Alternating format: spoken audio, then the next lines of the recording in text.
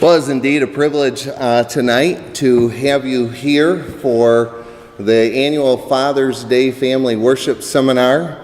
If you remember 3 years ago, I was here, the Sankey boys were here, and we were walking around. It was 3 years ago today, actually, and the Sankey boys are the ones who are the ushers downstairs. And we were looking around the property. We had just purchased the property, and I went downstairs, and I said, boy, what is that smell? Well, Dr. Beakey, you remember how dark and dreary this was. I took you through on a cold winter day when we were looking at it. But, so anyway, I walked outside, and I looked, and right above us was just in flames. I think most of you know that, but I'm just going to review that. And it was inferno. And kaboom, kaboom. And the fire trucks were here. And matter of fact, at about this time, I stood right over there, and the fire chief said, Reverend Kuiper, we want this knocked down tonight. I thought, what do I do? I have a crane in my back pocket? How do you do that? So anyway, then he said, let's check it out. And so then 2 years ago, some of you came to the open house. And we had done a lot of work in that 1 year. The Sankey brothers cleaned everything out. My uncles, who are 80 and 85, right? 81 and 85. They were a mere young men at 78 and 82. They did all kinds of work, and I think OSHA would throw me in jail if they knew how I treated my uncles, but they liked it. They're tough guys. And and then last year we finally had everything all put together, and some of you were here for our first family worship seminar.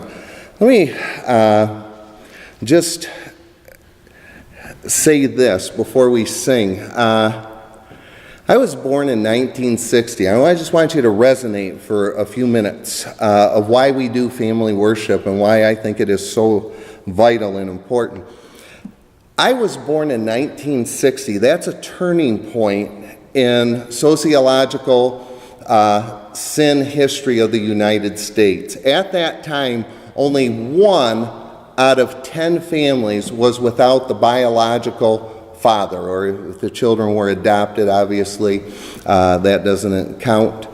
By 1996, it was only 2 out of 5, and today, listen to this, 40% of birth certificates in America, 40% do not have the biological father listed.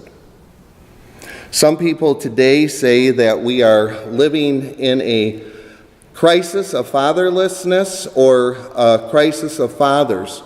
You've heard the story before about the nuns who went into a prison and they worked with the inmates and they created Mother's Day cards, and they were just overwhelmed. The prisoners came in and they made these beautiful cards to their mothers.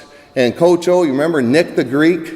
He'd say, I don't care if their mother was a street prostitute. They loved their mothers. But most of them, and Nick the Greek, who was converted, said, I remember this distinctly, 40 years ago, when Coach O would bring me to these FCA things, if I could have gone downstairs and slit my father's throat, I would have done it.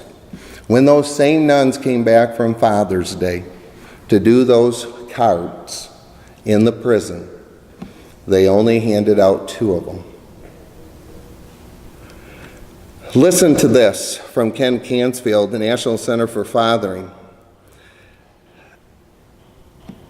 Children from fatherless homes are more likely to be poor, become involved in drug and alcohol abuse, drop out of school. This is nearly 80% more than the average person. Suffer from health and emotional problems.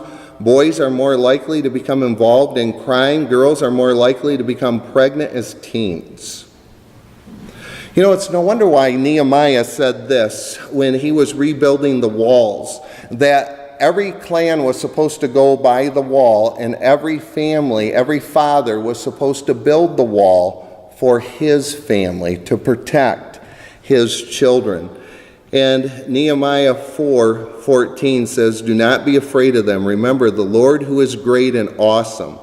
and fight for your brothers, your sons and your daughters, your wives, and your homes. We just can't sit around and do nothing. We have to do something. It is a national crisis. It is in pandemic form in America today. And I don't think the rest of the world is doing all that great. Why Dr. Beakey is here tonight is because there is no group of people that I know of throughout all of history that applied the Bible more succinctly and with greater focus than the Puritans. It was George Whitefield who said, "A man ought to look upon himself as obliged to act in three capacities: as prophet to instruct, as priest to pray for and with, and as king to govern, direct, and provide for his family."